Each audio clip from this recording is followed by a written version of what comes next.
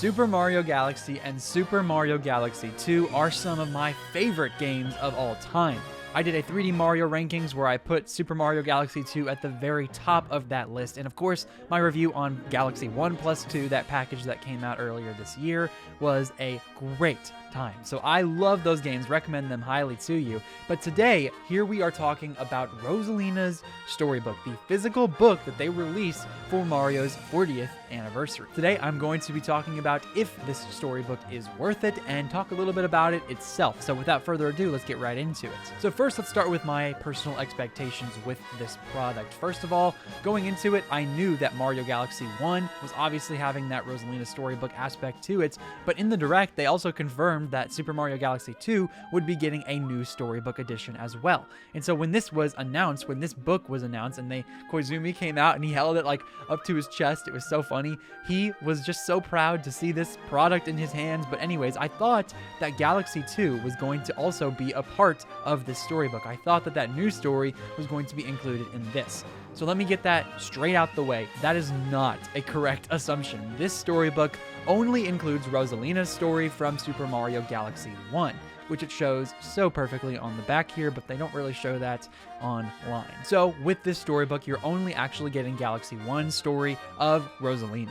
Now, this is still totally fine. There are over 100 pages in this. In fact, there are exactly, let me check, about 110 pages of this storybook. And at the end of this video, I will actually read through the whole thing for you if you want to know what you can get. But this is a wonderful product. Like, this looks amazing. First of all, the cover is exactly like it is in the game. Now, let me take this off here as well. The cover looks exactly like it does in the game. It is gorgeous. I mean, this thing is gorgeous. Now, it would have been nice if they added a little bit of texture. I know that would have increased the price probably twofold. It's like 25 bucks just for this. And so if they had done that, I would have been so happy, because in the games, it almost looks like there's a little bit of lines, a little bit of leather. I don't know what it would have been, but I would have really appreciated a little bit extra effort on the cover itself, but I totally understand making it a lot cheaper for more people to get into. What is this item for most people? Well, of course, there are going to be people who read this to their kids at night. Like, this is going to be a storybook for them. I think this is perfect for that type of person, for that type of family. This story is a little bit on the tragic side, if some of you know from Mario Galaxy. As some of you know from Mario Galaxy, I'm going to read this later, like I said, but still, Rosalina's story is a sad one, but still, it's a great story to tell pretty much anyone. Like, this is going to be working for any type of environment. If you're even with your friends, like if you're around my age and you bring this out at a campfire, depending on the crowd, of course, but some people might enjoy to listen to this story and be there right with you. So this is a phenomenal book, and it's 25 bucks. Now, $25. That isn't bad in my opinion. In fact, I think it's pretty cheap for this type of item, because this is going to be a collector's item. Most people aren't going to buy this specifically for reading and telling their kids and reading around the campfire, like I said earlier. Of course, you can use this for that, but most people are just going to be like me. They've read it in the games, of course, and then they're just going to put it on their shelf and say, I have it, because it's a really cool thing to have if you are a fan of Mario Galaxy. If you are a huge fan of Mario Galaxy and Rosalina as a whole, this is perfect for you. This is the product to get. It's 25 bucks, and that is so cheap compared to most of the games. It's cheaper than Modern Amiibo at this point. I mean, if you want the Rosalina and Mario Galaxy figures that are coming out soon, those are going to be 40 bucks a pop. Back in April, I believe we're going to be getting that in April of 2026. So for this, you are spending $15 less than you would on these Amiibo that you probably also are only going to use as a collector's item. So here we see Rosalina's storybook. The inside looks phenomenal. I mean, these pages are ripped straight out of the games themselves. I was a little bit worried about how that quality would transfer over, but I also love the new additions because, of course, in the games, that UI interface, it's a little bit different than it is here. Like, of course, in those games, it's blue and you're using the cursor to push it. Here, they add this golden hue. I love the pages here, and then the chapter titles are here with the little star. These pages are phenomenal. I couldn't have asked for anything better. These JPEG images are great. They work so well for what this book is trying to go for, and for 25 bucks, I mean, come on. Like, them cooking in the kitchen. Like, it's just cute. It's just a cute little collector's item. It's so much fun. The type of person who would want this, of course, are collectors, right? If you are a fan of Rosalina, if you are a Mario Galaxy fan, if you have kids that love Mario, this is the perfect thing to get for you. The type of person I think that would not like this is the type of person who doesn't like collecting, right? If you're watching this video, you're probably at least interested in this product, but for people who don't like books, if they don't like having stuff on their shelves that aren't figures, or they don't like physical media as a whole in terms of those books, then this isn't going to be for you. Most people who buy this are going to be either collectors, fan of Mario Galaxy, or a fan of Nintendo in general. So for 25 bucks, I can't recommend this enough. And now let's get to the actual book itself. All right, so here we are with this new setup. I hope you're able to see and hear me as well as I'm planning here. But let's read this storybook together. So, opening it up just like they do in the game, just like Rosalina is able to do. Rosalina's Storybook by Dark Horse Books, and we have this very nice drawing here, this animated cartoon here. Rosalina Storybook by Nintendo, all of these credits here. The table of contents, we've got about 100 pages to get through. So, the Chapter 1, The Celestial Duo. Our story begins a very, very long time ago with a young girl. One day, this girl spotted a rusted spaceship holding a small star child. "What's your name? Are you lost?" the girl asked the star child. "I'm Luma, and I'm waiting for Mama. She's coming for me on a comet," said the star child, who had been waiting day and night. "Don't worry, I'll wait with you," the little girl promised the Luma. At nightfall, the little girl borrowed her father's telescope and peered into the sky.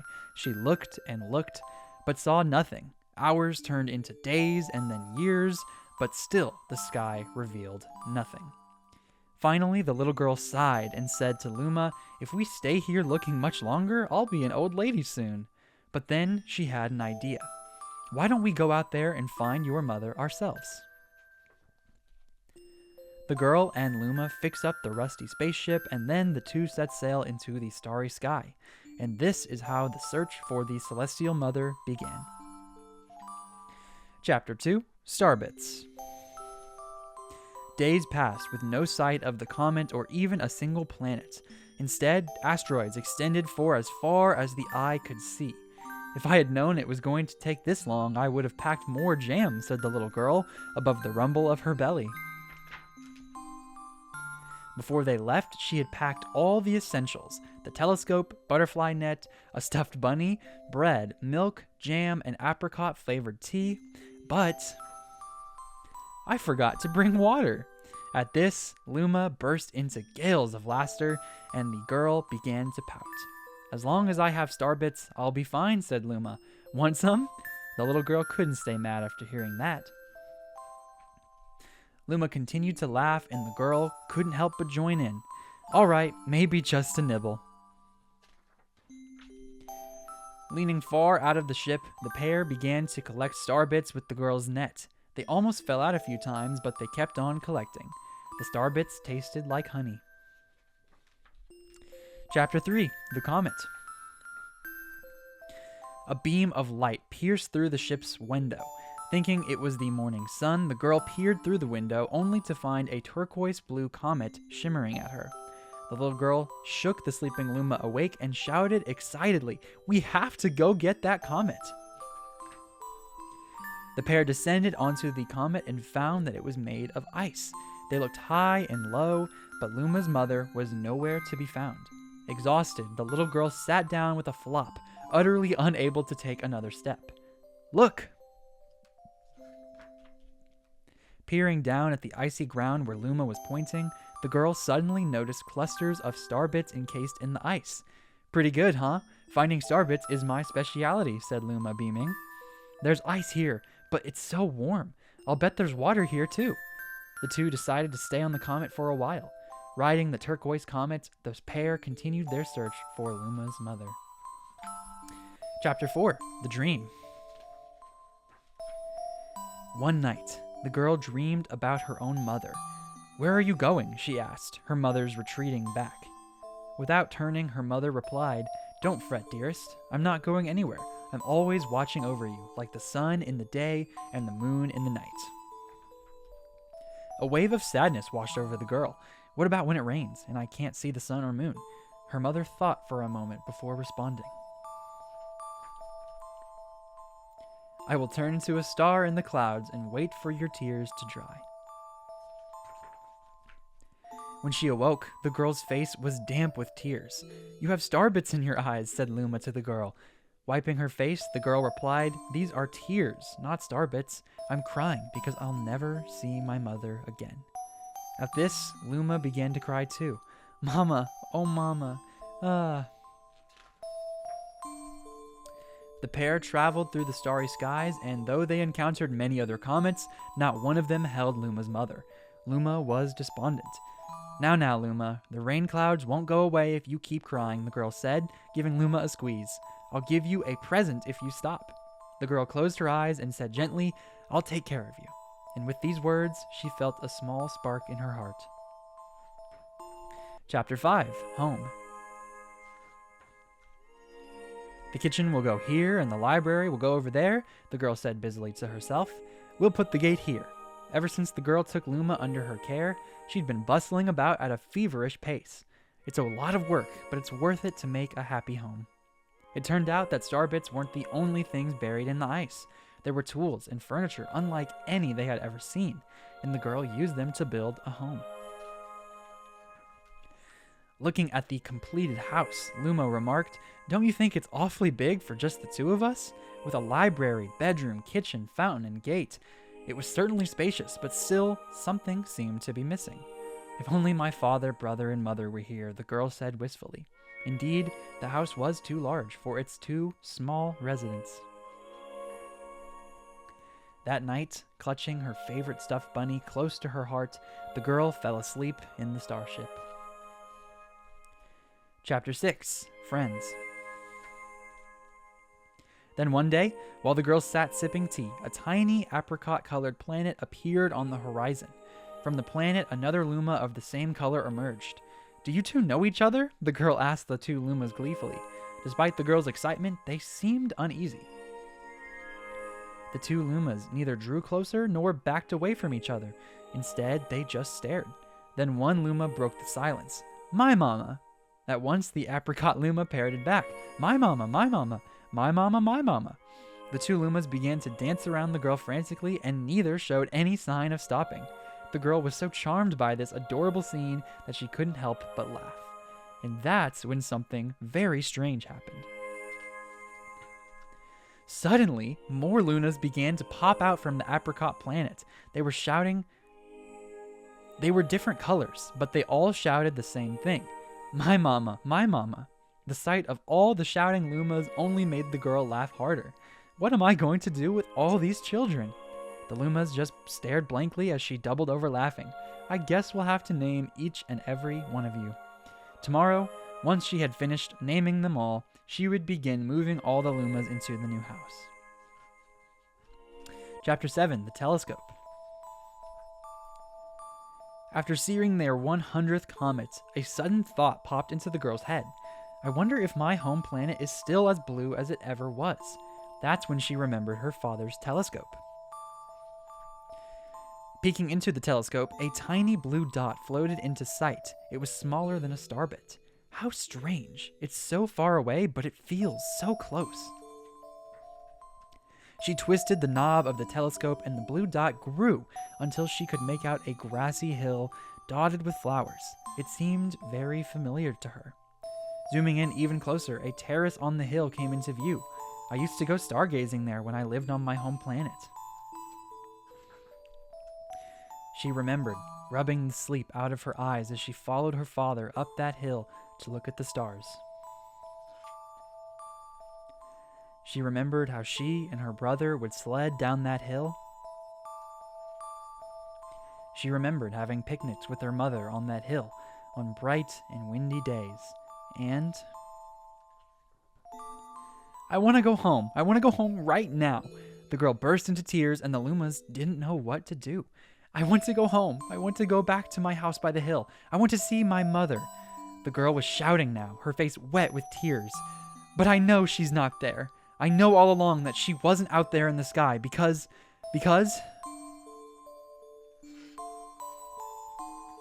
She's sleeping under the tree on the hill."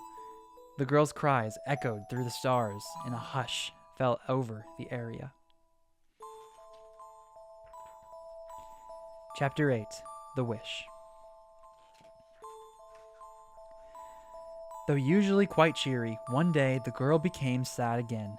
Luma drew close and tried to comfort her. "Mama, you still have me. And don't be sad about your mama, because she's a part of you. That means she's always close by. It's like me. I love Starbits because they remind me of my mama." No, the girl said, unable to stop the tears. A lonely look flickered across Luma's face, but it was soon replaced by a wide grin. "I have an idea. I will transfer into a comet, a soaring comet that can carry you all on this journey." With that, Luma, trailing bands of white, soared high into the sky and just as quickly started to plummet back down. The ground shook and a bright light poured out of the crater that Luma had created. Kaboom! Kablam! The bands of light twisted together to form a comet tail, and then Luma emerged, reborn as a comet. The girl could scarcely believe her eyes. But how? She kept asking. "Our destiny as Lumas is to transform into different things," said a red Luma who had suddenly appeared. "Stars, comets, planets. We can become all of these things. When I grow up, I want to become a star that makes someone special smile," said a green Luma. A blue Luma chimed in. That Luma turned into a real cutie of a comet, didn't he? All of the Lumas said together, "No more crying, Mama." "Thank you," said the girl in a whisper, and she pulled the Lumas close and hugged them.